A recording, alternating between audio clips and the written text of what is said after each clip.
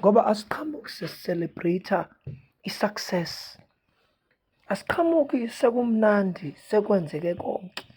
Khona isikhathi samakhaza la uhlala khona ukhuleke, usebenze kanzima, you toil, you struggle. Asiqhamuki sesicelebrate i-excellence. Yes, iy'khathi ezimnandi lezi ey'fikayo ey'fikela wonke umuntu, kumnandi, kuyaselebrate-wa, sesafika. Kodwa kuba mnandi kakhulu uma kuwukuthi uke waba nesikhathi la khona ufukuza, ujuluka, ukhuleka, uthandaza, u-aplaya lento oyifundiswa yizwi ukuze ufundise nabanye. Yingakho kuthiwa ukujabula komuntu okade ekopela kubhalwa iphepha ku-matric engafundi, ebuka u-Netflix, mase ebona ama-results, ukujabula kwakhe well kuba ukujabula nje.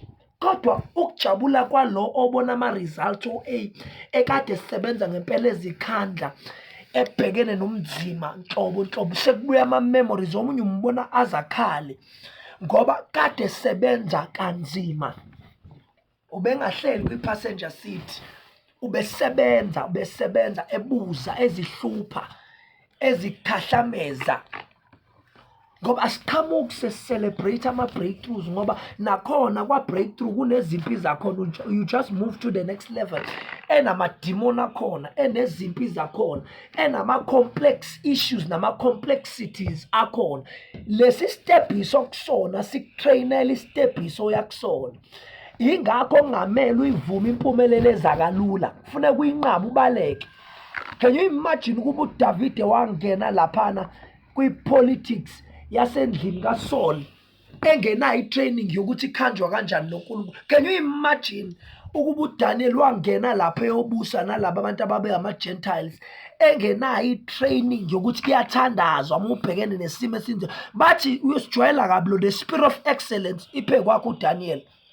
Ake senze itulo ukuze efakwe engonyameni lapha zimudle.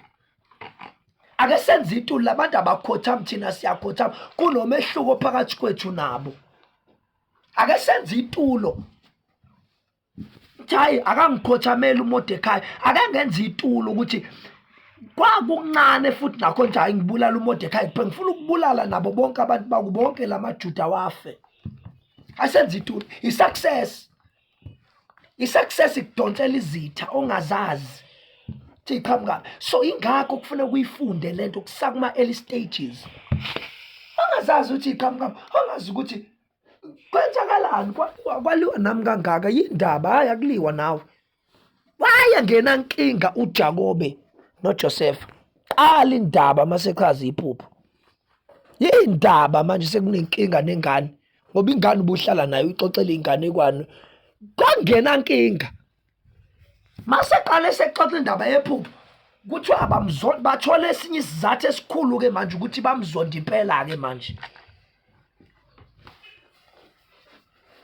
Uyababuza, ngikephi mina? Bathi hhayi umfowethu wafa. Bakhuluma naye, uyababuza, ngikephi? Bathi hhayi wafa.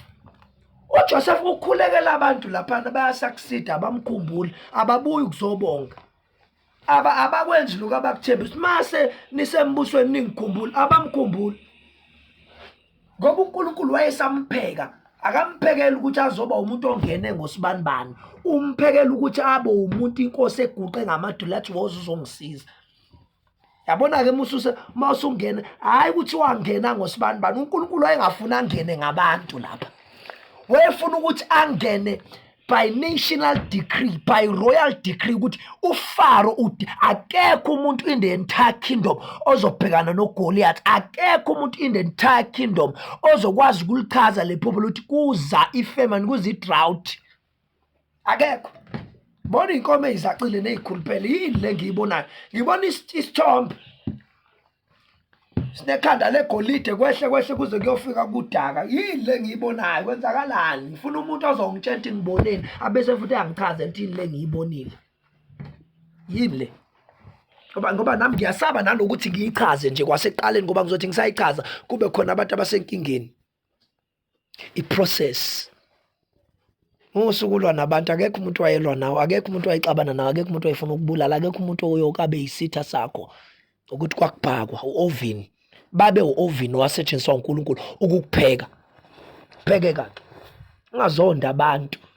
Icebo likaNkulunkulu lalilele ekuthaneni uJosefa uzobaxolela yena abafowabo. Ngaphela kufuneka bangene la eGibhithe. Bazothatha ama-skills, bazothola i-training le wena oyibiza nge-slavery. Kwakuyi-training le.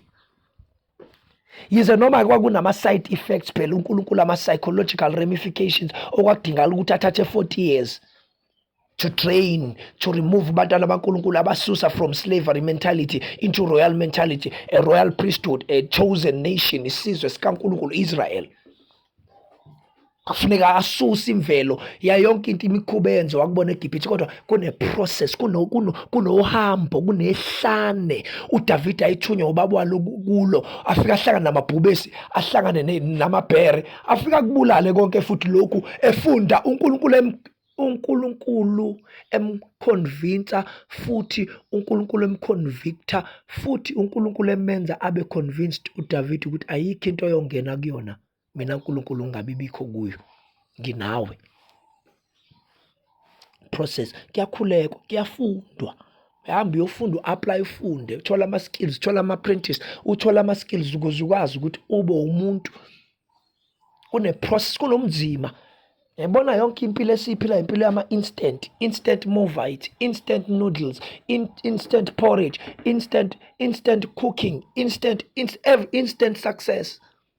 Fike lapha phambili abantu bakukapturishe, bakufake emimoyeni, bakufake ey'ntweni, ngoba vele kulula nakhona ngoba sizimane nje sikusabe sithi sizozamazamisa yonke lento esikupheka. Ngicathi qhamukaphi lento onayo. Ngoba awupreparewanga, you will not be able to stand your ground ukuthi angimi nala, ngumntwana kaNkulunkulu. Kanjani? Tshena kahle kuthiwa le ngane zakhe ey'funda kahle, nawe nje ubuthola le mali, njengoba ugibela ama-private jets, undiza, njengoba udumile nje ugqoka kahle, usuze wazakhela ngisho negama ngalezi zinto. I-foundation yile. Uma ungafuni, shiya zonke lezi zinto ubuyele ekuhluphekeni. Ijeni awuyihambanga.